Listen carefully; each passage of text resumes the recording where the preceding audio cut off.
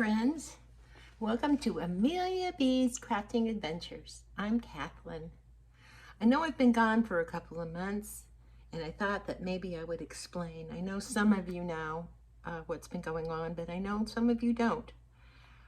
My husband Steve had been in hospice, and at the beginning of March, Steve had a stroke.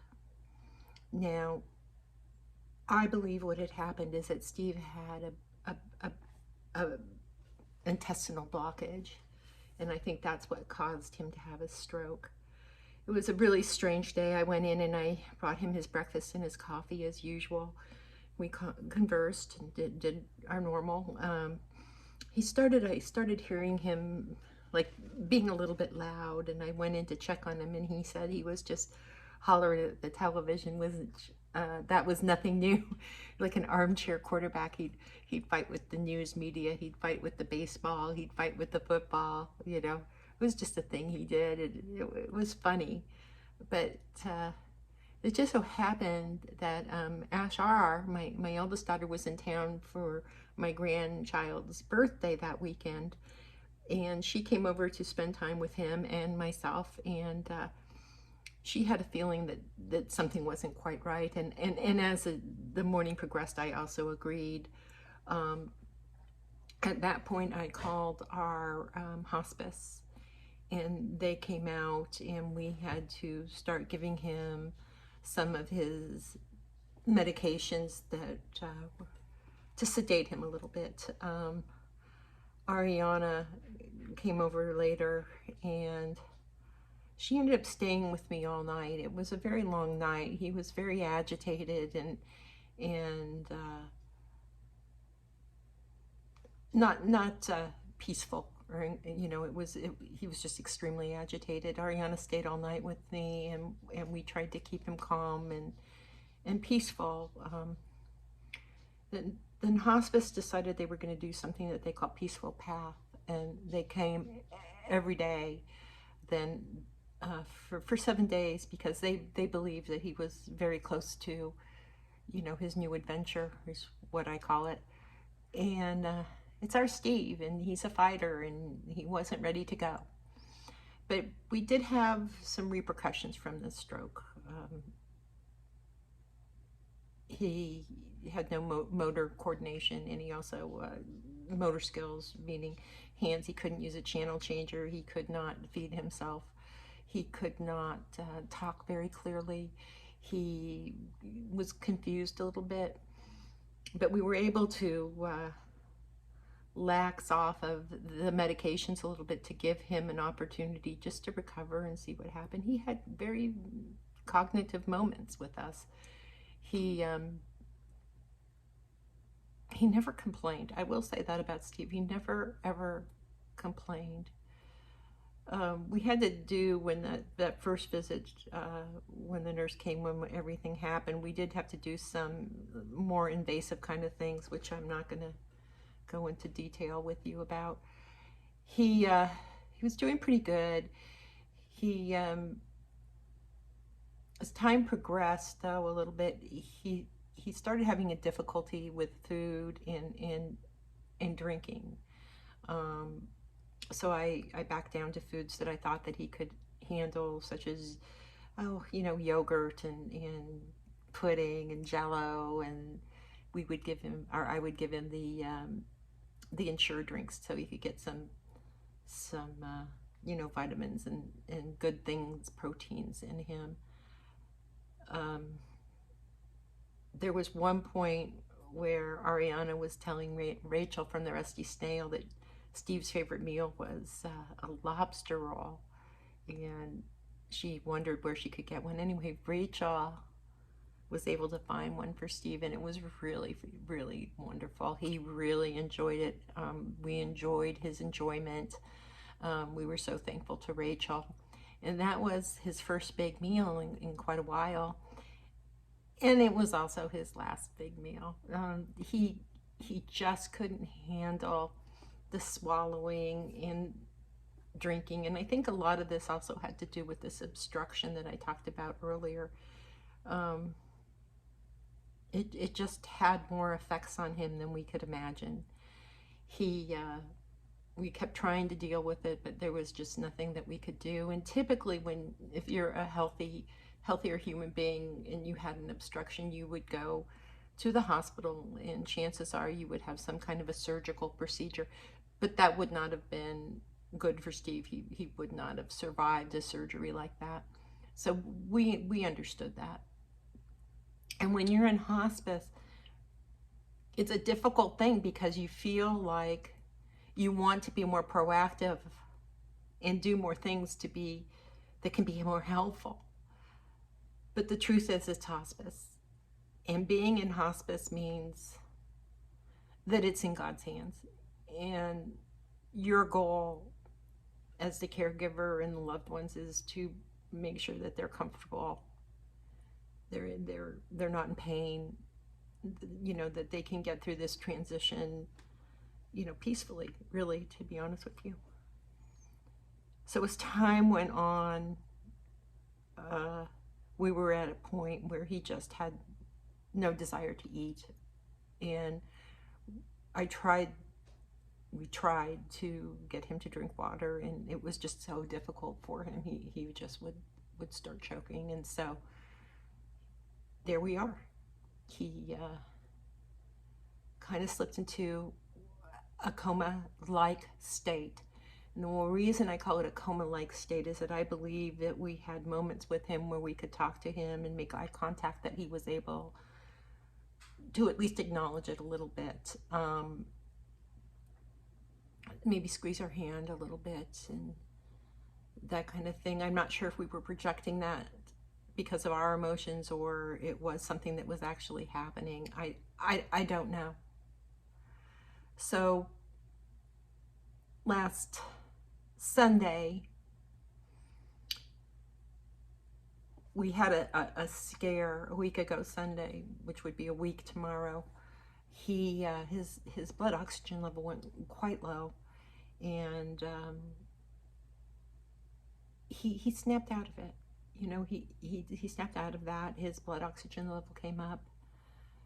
The following day, the nurse came to do her standard check on him, and they were coming every day now.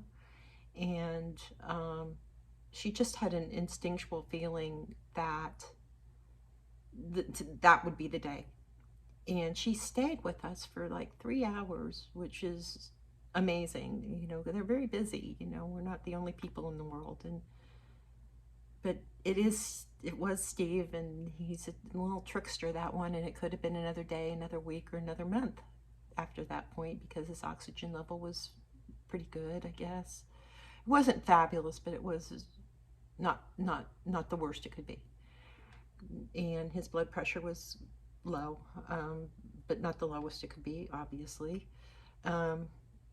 So she left. Ariana's husband came over, and while he was here, Steve had an episode that was